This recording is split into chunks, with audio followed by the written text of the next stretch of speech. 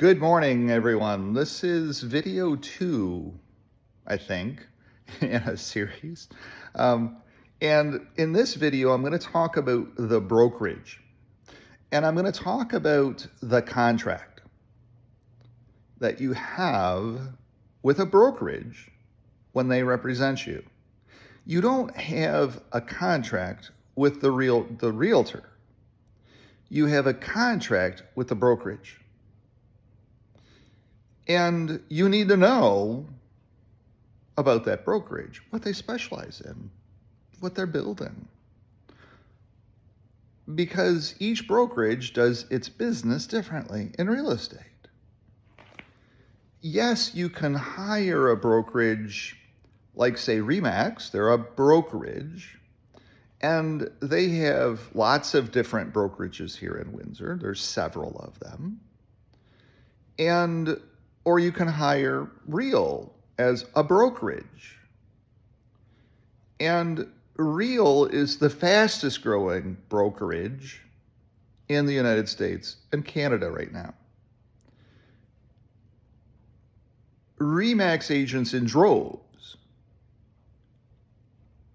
And Royal LePage agents and all of the other brokerages, their agents are looking at Real right now because we have a more entrepreneurial spirit. We have more high grossing realtors. And what we're building is a sense of community among lower producing realtors and high producing realtors, and how high producing realtors are helping lower producing realtors to run their practice in real estate. Because Real recognizes, basically the easiest way to think about it is that Real recognizes that we're entrepreneurs, and that how I run my business is different than how Gianni runs his practice in real estate. And that my mentors in the way that I'm building my business may be realtors who are in Phoenix, Arizona, maybe realtors who are in Timbuktu, Ontario, who are building out the same steps that I'm building out in my practice. There's no right or wrong to how we build our practice in real estate. Now, we can work for a brokerage that has very defined parameters. We serve all people. We're a generalist in real estate. And that meant there's many of those offices here in Windsor. We're generalists in real estate. Or you can hire a brokerage that focuses very hard on commercial properties. We are a commercial brokerage focusing on commercial real estate. If you're looking for a house, maybe that brokerage isn't the right place for you. You decide that. So when I'm competing for a listing, I generally always win the listing because I'm always asking questions, who am I competing against? And I recognize the value of Real. I recognize the value that I bring to the table. And I focus on that. And I compare that to the other brokerages. So, because when we list a house for sale, the brokerage sign is on our front lawn. Not the and the agent has their mugshot on there. Call me. But the brokerage is who you have the contract with. The brokerage is who you have the problem with. The brokerage means everything in real estate. So when you click on those little advertising links, who the brokerage is matters. Because that's where your problem's going to come from. You signed a contract with the brokerage, not with the realtor.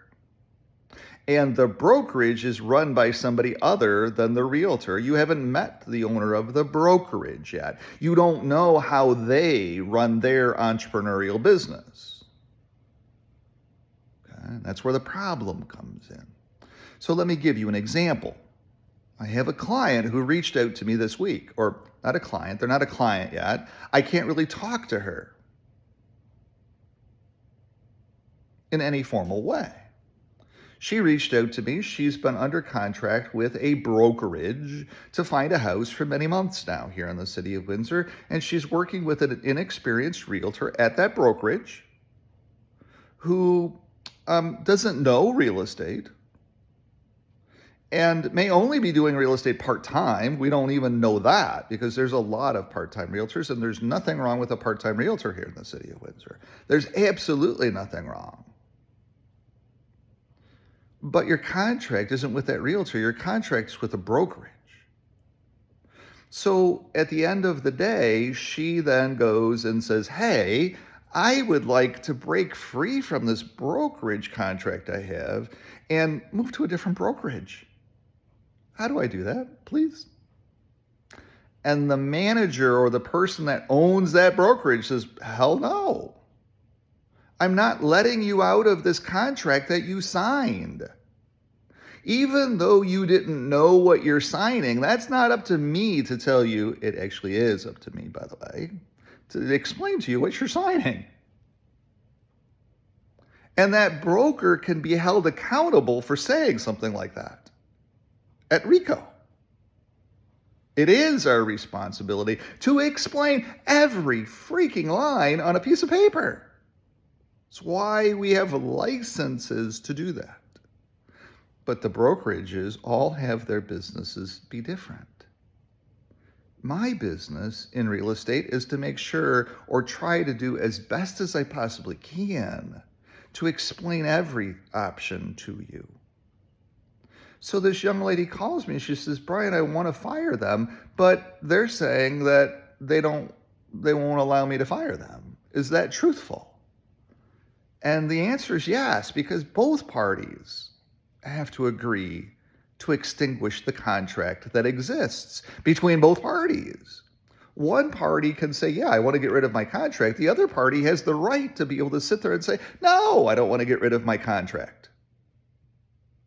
Then what do you do? And that's what the question is for later on this week. So who you hire as your brokerage matters. Who you hire as your realtor is about personalities and different things like that. Skill sets. Do I want somebody that's going to explain everything to me? Or should I hang up on him and move on to somebody else? And it's okay. I'm just not the right person for that. I'm not the right fit. So at the end of the day, because I explain everything, I get all of those folks, hey, I'm having this problem over here. Can you help me with this? And who you hire as a brokerage matters.